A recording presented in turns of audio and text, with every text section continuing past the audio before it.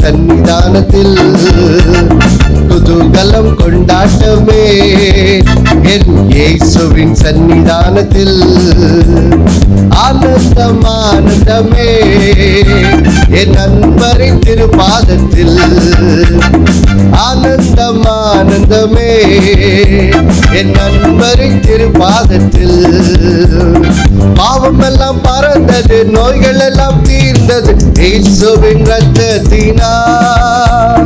பாவம் எல்லாம் பறந்தது, நோய்கள் எல்லாம் தீர்ந்தது இயேசுவின் இரத்தத்தினால். கிறிஸ்துவுக்குள் வாழ்வு, கிருபையால் மீட்பு, பரிசுத்த ஆவியினார். கிறிஸ்துவுக்குள் வாழ்வு, கிருபையால் மீட்பு, பரிசுத்த ஆவியினார். குதூகலம் கொண்டாட்டமே. என் இயேசுவின் சன்னிதானத்தில் குதூகலம் கொண்டாட்டமே. என் இயேசுவின் சன்னிதானத்தில் தேவாதி தேவன் தினந்தோறும் தங்கும் தேவாலயம் நாமே. தேவாதி தேவன் தினந்தோறும் தங்கும் தேவாலயம் நாமே. ஆவியான தேவன் அச்சாரமானார், அதிசயம் அதிசயமே. ஆவியான தேவன் அச்சாரமானார், அதிசயம் அதிசயமே. குதூகலம் கொண்டாட்டமே. என் இயேசுவின் சன்னிதானத்தில் குதூகலம் கொண்டாட்டமே. என் இயேசுவின் சன்னிதானத்தில் ஆனந்தம் ஆனந்தமே. என் நண்பரின் திருப்பாதத்தில் ஆனந்தம் ஆனந்தமே. என் நண்பரின் திருப்பாதத்தில் குதூகலம் கொண்டாட்டமே. என் இயேசுவின் சன்னிதானத்தில் குதூகலம் கொண்டாட்டமே. என் இயேசுவின் சன்னிதானத்தில். அன்பான தேவ பிள்ளைகள் எல்லோருக்கும் இயேசு கிறிஸ்துவின் நாமத்தில் இந்த வாழ்த்துக்களை தெரிவித்துக் கொள்கிறேன். பிதாவாகிய தேவனாலும் நம்முடைய கர்த்தராகிய இயேசு கிறிஸ்துவினாலும் உங்கள் எல்லோருட வாழ்விலும் கிருபையும் சமாதானமும் உண்டாவதாக என்று சொல்லி உங்களை வாழ்த்துவதிலே நான் மிகுந்த மகிழ்ச்சி அடைகிறேன். தேவ பிள்ளைகளே, நாம் கடந்த வாரத்திலே ஒப்புரவாகுதல் என்ற தலைப்பின் கீழ் தேவனுடைய வார்த்தையை நாம் தியானிக்க ஆரம்பித்தோம். ஏன் இதை தியானித்து வருகிறோம்? பாருங்கள் தேவ பிள்ளைகளே, நாம் சபையிலே லெந்து காலம் என்று சொல்லப்படுகிற இயேசு கிறிஸ்துவினுடைய அந்த மரணம் உயிர்த்தெழுதலை நினைவு கூறும் அந்த குட் ஃப்ரைடே, ஈஸ்டருக்கு முந்தைய அந்த 40 நாட்கள் அந்த காலகட்டத்தில் நாம் இப்பொழுது இருக்கிறோம். இந்த காலங்கள் எதற்காக சபையிலே கொடுக்கப்பட்டிருக்கிறது? பாருங்கள், குறிப்பாக இந்த நாட்கள் இயேசுவினுடைய சிலுவை பாடுகளை தியானித்து நாம் நம்முடைய வாழ்விலே நம்முடைய வாழ்க்கையில் இருக்கிற அழுக்குகளை அகற்றிவிட்டு நாம் கிறிஸ்துவுக்குள் இன்னும் பரிசுத்தத்திலே வளரும்படியாகத்தான் இந்த நாட்களை திருச்சபை என்ன செய்கிறது? அனுசரிக்கிறது. அதனால் நாமும் கூட இந்த தொலைக்காட்சி நிகழ்ச்சியிலே இயேசுவினுடைய சிலுவை பாடுகளின் மூலம் உண்டான அந்த நம்முடைய வாழ்க்கையில் உண்டான அந்த பெரிய மாற்றங்களை குறித்து நாம் என்ன செய்கிறோம்? பார்த்து வருகிறோம். நாம் கடந்த வாரத்திலே பார்த்தோம், எப்படி இயேசு கிறிஸ்து சிலுவையிலே சிந்திய இரத்தத்தின் மூலம் எப்படி நாம் தேவனோடு ஒப்புரவாக்கப்படுகிறோம் என்ற நல்ல செய்தியை பார்த்தோம். தேவனோடு ஒப்புரவாக்கப்படுதல் என்றால் என்ன அர்த்தம்? இதுக்கு முன்னே நாம் தேவனிடத்திலிருந்து நம்முடைய பாவத்தின் நிமித்தம் பிரிக்கப்பட்டிருந்தோம். இப்போது ஒப்புரவாக்கப்படுதல்னா என்னது? நாம் திரும்பவும் தேவனோடு என்ன செய்யப்படுறோம்? இணைக்கப்படுகிறோம். தேவனோடு இருக்கிற உறவு திரும்பவும் நமக்கு என்ன செய்து விட்டது? உண்டாகிவிட்டது. திரும்பவும் நாம் தேவனுடைய நண்பர்களாய், அவருடைய பிள்ளைகளாய் என்ன செய்யப்படுகிறோம்? மாற்றப்படுகிறோம். அப்போது நம்ம பார்த்தோம், கடந்த வாரத்தில் ஒருவேளை இந்த நாட்களிலே நாம் தேவனை விட்டு தூரமாய் வாழுகிறவர்களாக இருந்தால் நாம் எப்படி தேவனோடு திரும்ப ஒப்புரவாக வேண்டும் என்ற சத்தியத்தை கடந்த வாரத்திலே நாம் பார்த்தோம். பாருங்கள் தேவ பிள்ளைகளே, இந்த நாளிலே எப்படி இயேசு கிறிஸ்துவினுடைய அந்த சிலுவை பாடுகள் பாருங்க நம்முடைய சக மனிதர்களோடு நமக்கு எப்படி ஒப்புரவாக்குதலை கொண்டு வருகிறது என்ற சத்தியத்தை நாம் என்ன செய்ய போகிறோம், பார்க்க போகிறோம். பாருங்கள் தேவ பிள்ளைகளை, இதற்காக வாசிக்க கேட்கலாம். எபேசியர் 2ஆம் அதிகாரத்துக்கு செல்வோம். எபேசியர் 2ஆம் அதிகாரம் 16, 17 வசனங்களை நாம் வாசிக்க கேட்கலாம். பகையை சிலுவையினால் கொன்று அதனாலே இரு திறத்தாரையும் ஒரே சரீரமாக தேவனுக்கு ஒப்புரவாக்கினார். அல்லாமலும் அவர் வந்து தூரமாயிருந்த உங்களுக்கும் சமீபமாயிருந்த அவர்களுக்கும் சமாதானத்தை சுவிசேஷமாக அறிவித்தார். பாருங்கள் தேவ பிள்ளைகளே, இங்கே இயேசு சிலுவையிலே பாவம் வந்து வெறும் நம்மை தேவனை விட்டு மட்டும் பிரிக்கலை, நம்முடைய சக மனிதர்களோடு இருக்கிற உறவையும் என்ன செய்து விட்டது, மிகவும் பாதித்து விட்டது. நாம் ஆதியாகமம் 4ஆம் அதிகாரத்திலே பார்க்கிறோம். பிறகு 3ஆம் அதிகாரத்தில் தான் ஆதாம் ஏவாள் பாவம் செய்ததை வாசிக்கிறோம். இப்போ 4ஆம் அதிகாரம் வந்தால் அங்கே ஆதாம் ஏவாளுக்கு காயின் ஆபேல் என்ற 2 பிள்ளைகள் பிறக்கிறார்கள். காயின் ஆபேலை கொன்று போடுகிற அந்த மிகுந்த வேதனையான காரியத்தை என்ன செய்கிறோம், பார்க்கிறோம். அப்போது பாவத்தின் நிமித்தம் நான் தேவனிடத்திலிருந்து பிரிக்கப்பட்டது மட்டுமல்ல, இப்போ பாவம் என்னை சக மனிதனிடத்திலிருந்தும் என்னை என்ன செய்து விட்டது, பிரித்து விட்டது.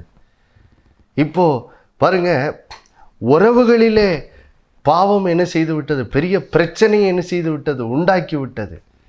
அப்போது பாருங்க, இயேசு கிறிஸ்து தாம் சிலுவையில் பட்ட பாடுகளால் பாருங்க வெறும் நம்மை தேவனோடு ஒப்புரவாக்கினது மட்டுமல்ல, நம்முடைய சக மனிதர்களோடும் நம்மை ஒப்புரவாக்குவதற்கு பாருங்க அவர் சிலுவையிலே செய்த கிரியையினால் இப்பொழுது சக மனிதர்களோடு ஒப்புரவாறதுக்கு பாருங்க இயேசு வழியை என்ன செய்திருக்கிறார், உண்டாக்கி வைத்திருக்கிறார்.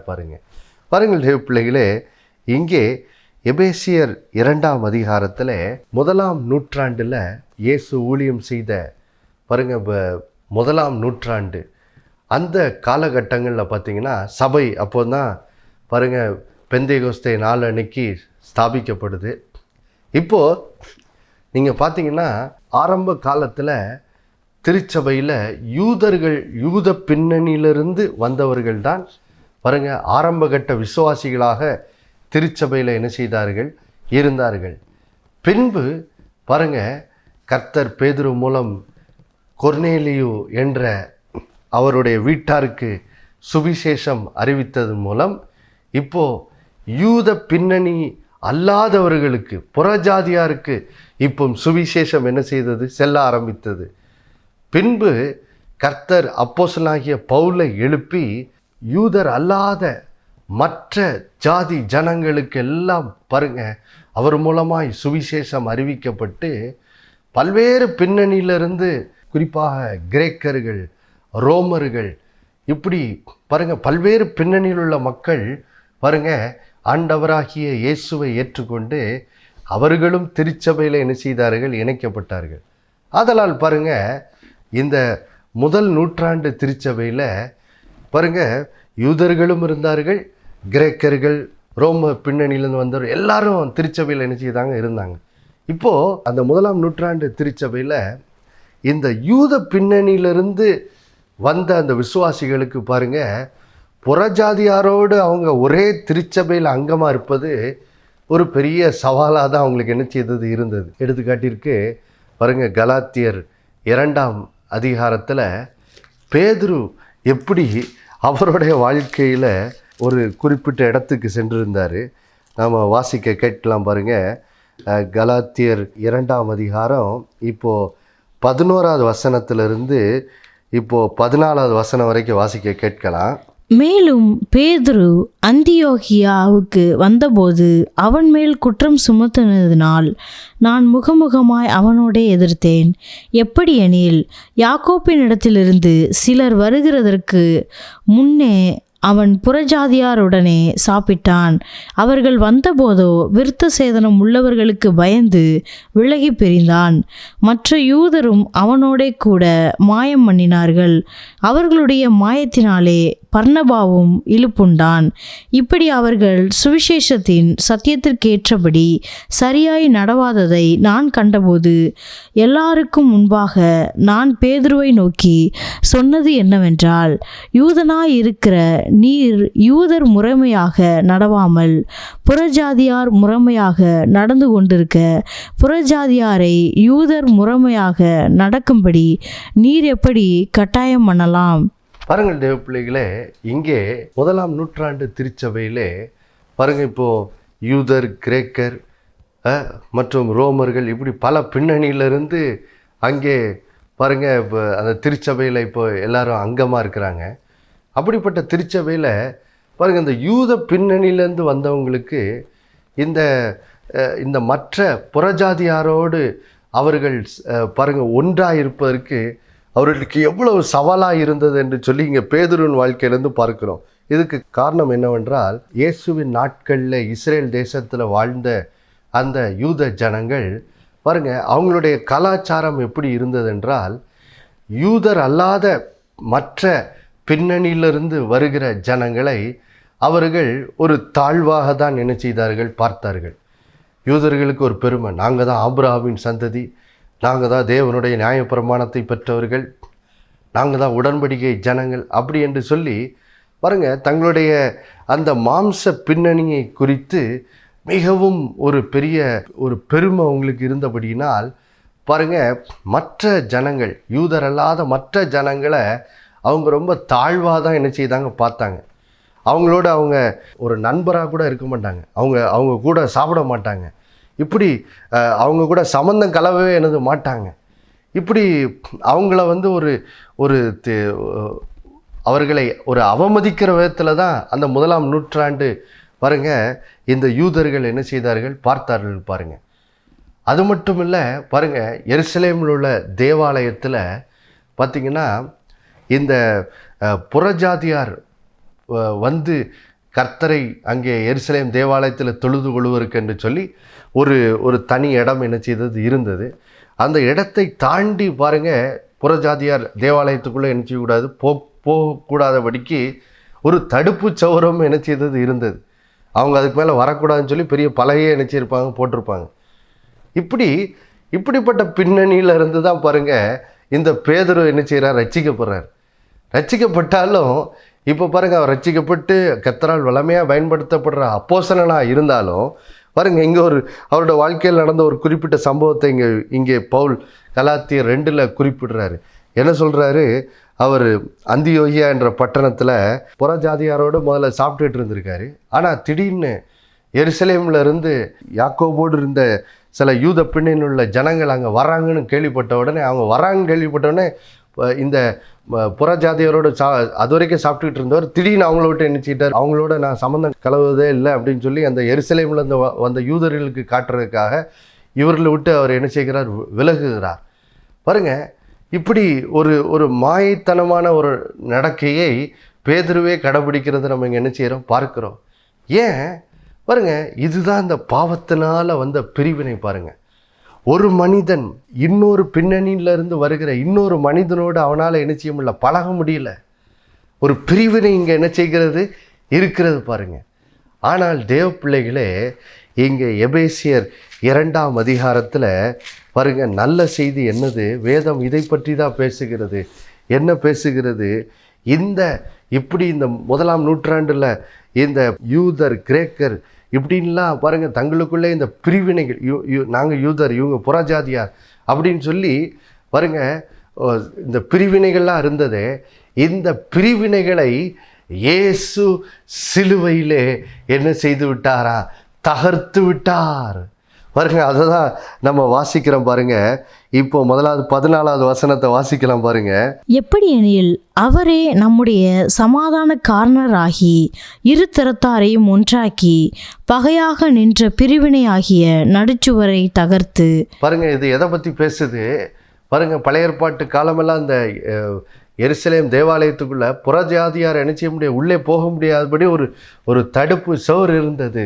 ஆனால் சிலுவையில் இயேசு என்ன பண்ணிட்டாரு, அவரே நம்முடைய சமாதான காரணராகி இப்போ பாருங்க, மனுஷன் யூதர் கிரேக்கர் இப்படி எல்லா உலகத்தில் உள்ள சகல ஜனங்களும், பல்வேறு பின்னணியிலிருந்து வருகிற சகல ஜனங்களுடைய சகல பாவங்களையும் இயேசுவே என்ன செய்தார், சிலுவையில் சுமந்து இப்போ அவர் சமாதான காரணராகி இப்போ என்ன பண்ணிட்டாரா, அந்த எருசலேம் தேவாலயத்தில் புறஜாதியார் உள்ளே போகக்கூடாதுன்னு ஒரு தடுப்பு சுவர் இருந்ததே, அதை சிலுவையின் மூலம் அவர் என்ன செய்து விட்டார், இப்பொழுது அகற்றி.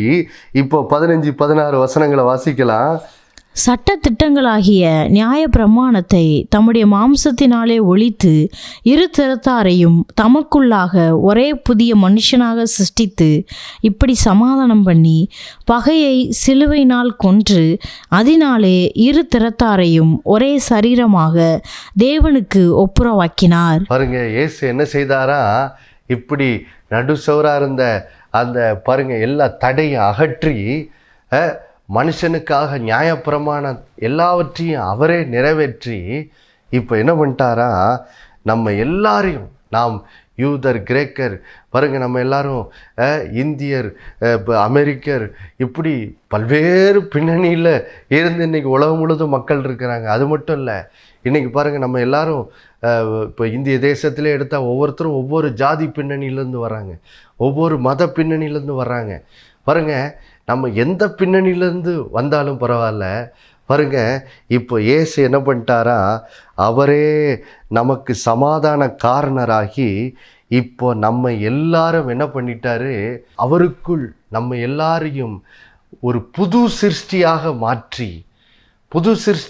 மாற்றி இப்போ நம்ம எல்லாரையும் என்ன பண்ணிட்டாரு பாருங்க, நம்ம எல்லாரும் கிறிஸ்துவின் சரீரமாகிய சபைக்குள்ளாக நம்ம எல்லாரும் பாருங்க, அவரோடு கிறிஸ்துவுக்குள் நாம் எல்லோரும் ஒன்றாய் இணைக்கப்பட்டு பாருங்க, இதன் மூலம் நமக்குள் இருந்த இவங்க யூதர் கிரேக்கர் அப்படின்னு சொல்லி இந்த பிரிவினைலாம் இருந்துச்சு பார்த்தீங்களா, அந்த பிரிவினை, அந்த பகைமை எல்லாவற்றையும் அவர் அகற்றி போட்டு இப்போ பாருங்கள் தேவ பிள்ளைகளை, நம்ம எல்லாரையும் கிறிஸ்துவுக்குள்ளாக வைத்து நம்ம எல்லாரையும் கிறிஸ்துவுக்குள்ளாக ஒரு புது மனுஷனாக மாற்றி இப்போ இப்படியாக நம்ம எந்த பின்னணியிலேருந்து வந்தாலும் பரவாயில்ல, இப்போது நம்ம எல்லாரையும் கிறிஸ்துவுக்குள் வைத்தது மூலம் நம்முடைய பழைய மனுஷன்லேருந்து அந்த பகைமை எல்லாம் அகற்றப்பட்டு கிறிஸ்துவுக்குள் புது சிருஷ்டிகளாய் நாம் மாற்றப்பட்டு இப்படியாக நாம் எல்லோரும் கிறிஸ்துவுக்குள் தேவனோடு என்ன செய்யப்பட்டு விட்டோம்,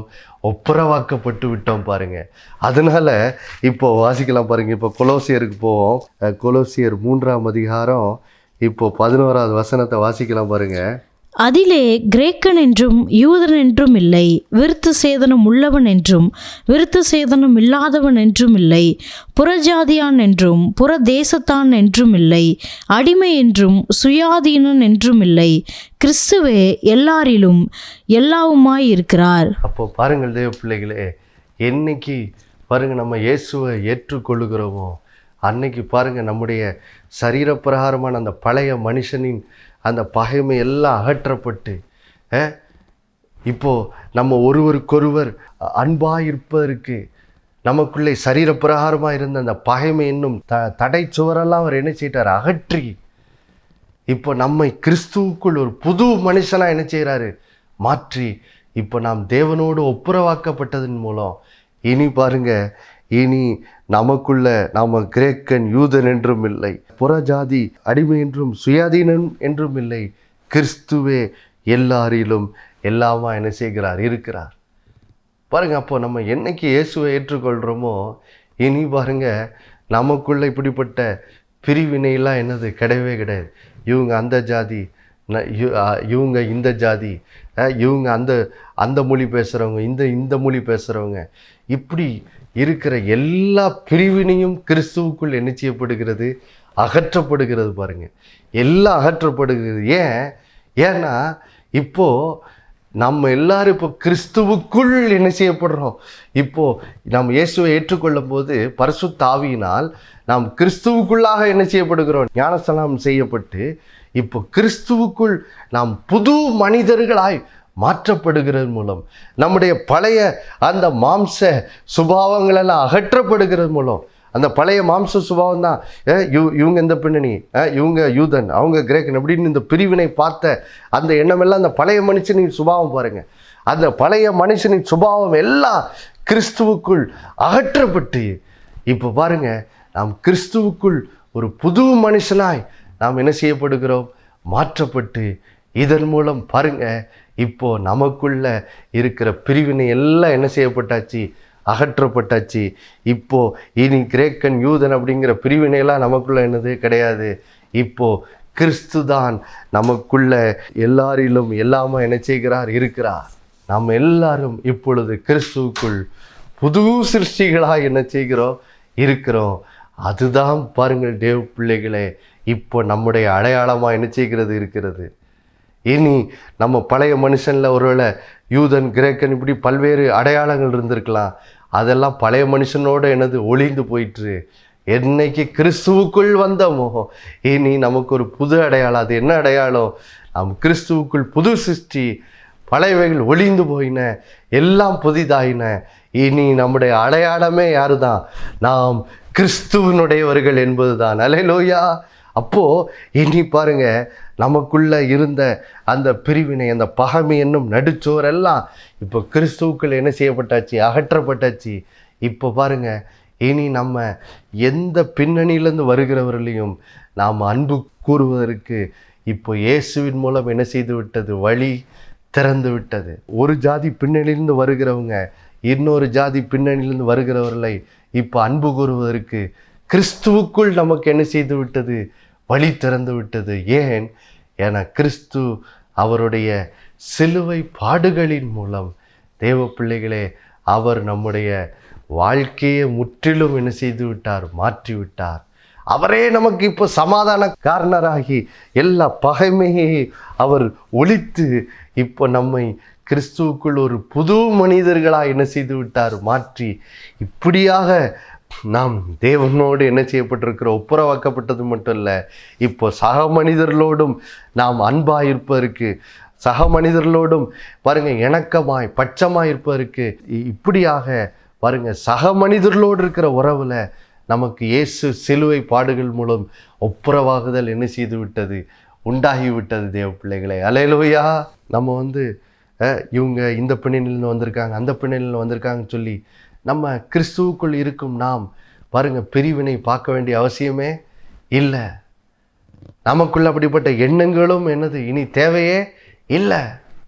ஏன்னா அதான் ஆண்டவர் சொல்லிட்டாரு, கிறிஸ்துவுக்குள்ள என்னது கிரேக்கன் என்றும் இல்லை, யூதன் என்றும் இல்லை, அதெல்லாம் இல்லைப்பா. இனி கிறிஸ்து தான் எல்லாரிலும் எல்லாமே என்ன செய்கிறார்? இருக்கிறார். அப்போது நம்ம சபைக்கு போகும்போது பாருங்கள், திருச்சபைக்கு போகும்போது அவங்க என்ன ஜாதி பின்னணியெல்லாம் பார்க்க வேண்டியில்லை. நம்ம சக விசுவாசியை பார்க்கும்போது எப்படி பார்க்கணும்? அவங்க கிறிஸ்துவுக்குள் இருக்காங்க, அவங்க கிறிஸ்துவுக்கு என்னது சொந்தமானவர்கள். அப்படி தான் நம்ம என்ன செய்யணும்? பார்க்க வேண்டும். பாருங்கள், அப்படி பார்க்கும்போது இப்போது ஆண்டோடைய அன்பின் கட்டளையில் நடப்பது ரொம்ப லகுவாகி விடுகிறது. இயேசு நம்மிடத்தில் அன்பாக இருக்கிற போல நாமும் ஒருவரிடத்தில் ஒருவர் அன்பாக இருப்பது பாருங்கள், அது ரொம்ப லேசாகி என்னது விடுகிறது. எப்போ இயேசு சிலுவையில் அவருடைய பாடுகளின் மூலம் அவரே நமக்காக சமாதானக்காரராகி எப்படி பகைமை எல்லாவற்றையும் அவர் அழித்து இப்போ நம்மை கிறிஸ்துவுக்குள் புது சிருஷ்டியாய் மாற்றி இப்படியாக நம்ம எல்லாரையும் அவர் நம்மை தேவனோட ஒப்புரவாக்கி இருக்கிறார். அது மட்டும் இல்லை, இப்போ கிறிஸ்துவுக்குள் நம்ம இருக்கிறதுனால இனி நமக்குள்ள யூதன் என்றும் கிரேக்கன் என்றும் எந்த பிரிவினும் இல்லை. இனி யாரையும் என்ன செய்யலாம்? நேசிக்கலாம். அதனால தான் பாருங்கள், பவுல் ஒரு யூதனாக இருந்தாலும் அவன் எல்லா புறஜாதிகளுக்கும் போய் என்ன செய்தார்? சுவிசேஷத்தை அறிவித்தார். யாரும் என்ன செய்யலை? தாழ்வாக பார்க்கல, எல்லாரையும் கிறிஸ்துவுக்குள்ளே பார்த்ததுனால அவர் போய் பாருங்கள், அன்னைக்கு எல்லாருக்கும் சுவிசேஷத்தை அறிவித்து அநேகர் பாருங்க ஆண்டோடைய சீஷர்களாய் மாறுகிற அந்த ஒரு பெரிய காரியத்தை அவர் வாழ்க்கையில் அனுபவிக்க முடிந்தது. அதே போல தான் நாமும். அல்லேலூயா. இனி தேவ பிள்ளைகளை, இந்த சத்தியத்தை நீங்கள் உணரும்போது இன்றிலிருந்து பாருங்கள், நீங்கள் எல்லாரையும் நேசிக்க முடியும். யாரையும் இனி நினைச்ச வேண்டியில்லை, பகைக்க வேண்டிய அவசியம் இல்லை, யாரையும் மாம்சத்தின்படி பார்க்க வேண்டியில்லை. எல்லாரையும் அன்பு கூறுவது லகுவாகி விடுகிறது. நாம் எல்லாரும் இன்றைக்கு கேட்ட இந்த சத்தியத்தின்படி நாம் நடப்பதற்கு நம்ம எல்லாரும் கண்களை மூடி ஜெபிப்போமா? எல்லாரும் கண்களை மூடி ஜெபம் பாருங்கள். அன்புள்ள பரலோக பிதாவே, ஆண்டவராகிய இயேசு கிறிஸ்துவின் நாமத்தில் ஆண்டவரே, இந்த நாளிலே நீர் எங்களோடு பேசின இந்த அற்புதமான சத்தியத்துக்காக நன்றி ஆண்டவரே. கர்த்தாவே, இன்றைக்கு உலகத்தில் ஆண்டவரே ஜனங்களுக்குள்ளே மொழியின் அடிப்படையில், ஜாதி அடிப்படையில் இப்படி பல பிரிவினைகள் ஆண்டவரே. ஒருத்தரை நேசிக்க முடியவில்லை. ஆனால் அந்த பிரிவினை என்னும் நடுச்சுவர், அந்த பகைமை எல்லாவற்றையும் நீர் சிலுவையிலே ஆண்டவரை தகர்த்து போட்டு நீரே எங்களுக்கு சமாதான காரணராகி பகைமையெல்லாம் அழித்து எங்களை எல்லாரையும் கிறிஸ்துவுக்குள்ளாக ஒரு புது மனுஷனாய் மாற்றி நீர் எங்களை தேவனோடு ஒப்புரவாக்கினது மட்டும் இல்லை, இப்போ கிறிஸ்துவுக்குள் நாங்கள் இருக்கிறதன் மூலமாய் இனி எங்களுக்குள்ளே யூதன் என்றும் கிரேக்கன் என்றும் இப்படிப்பட்ட வித்தியாசம் இல்லை ஆண்டவரே. கிறிஸ்துதா எங்களில் எல்லாரிலும் எல்லாமாய் இருக்கிற காய் ஸ்தோத்திரம். இதனால இந்த சத்தியத்தை உடைய பிள்ளைகள் உணர்ந்து கொள்ள உதவி செய்யுங்க. இப்போ உணர்ந்து ஆண்டவரே ஸ்தோத்திரம், இதை அறியும்படிக்கு உடைய பிள்ளைகளோட மனக்கண்களை திறந்துருளுங்க. திறந்து இந்த நாளிலிருந்து உடைய பிள்ளைகள் ஆண்டவரே திருச்சபைக்கு போகும்போதும் சரி, தங்களுடைய நண்பர்களோடு பழகும்போதும் சரி, அவர்களை உலக பிரகாரமாக அவருடைய பின்னணி அடிப்படையில் பார்க்காம எல்லாரையும் கிறிஸ்துவுக்குள் பார்த்து ஆண்டவரே ஸ்தோத்திரம், எல்லாரையும் நேசிக்கவும், எல்லார் மேலும் பச்சமாய் எல்லாரோட இணக்கமாக இருக்கவும் உங்களுடைய பிள்ளைகளுக்கு உதவி செய்யுங்க. ஒருவருக்கு ஒருவர் அன்பு கூற உதவி செய்யுங்க. ஆமாம் ஆண்டவரே ஸ்தோத்திரம், நீரே அப்படி செய்கிறதுக்காய் நன்றி ஆண்டவரே. அதன் மூலம் எல்லாரிடமும் ஆண்டவரை சுவிசேஷத்தை ஆண்டவரை பகிர்ந்து கொள்வதற்கு அதன் மூலம் உம்முடைய பிள்ளைகளுடைய இருதயத்திலே அந்த தேவ அன்பு ஆண்டவரே அவர்களை நெருக்கி ஏவட்டும் ஆண்டவரே. அப்படியே நீர் செய்கிறக்காய் ஸ்தோத்திரம். நீரே உம்முடைய பிள்ளைகளோட வாழ்க்கையில் இப்படிப்பட்ட ஒரு ஆவிக்குரிய மாற்றத்தை நீர் தருகிறக்காய் நன்றி செலுத்துகிறோம். இயேசுவின் மூலம் வேண்டிக் கொள்கிறோம் நல்ல பிதாவே, ஆமேன். மறுபடியும் அடுத்த வாரம் உங்களை சந்திக்கிற நின்று போட்டுகிறேன். இயேசுவே ஆண்டவர். ஒவ்வொரு நாள் அவர் மேல் விசுவாசம் வைத்து வாழுங்கள். ஆமேன்.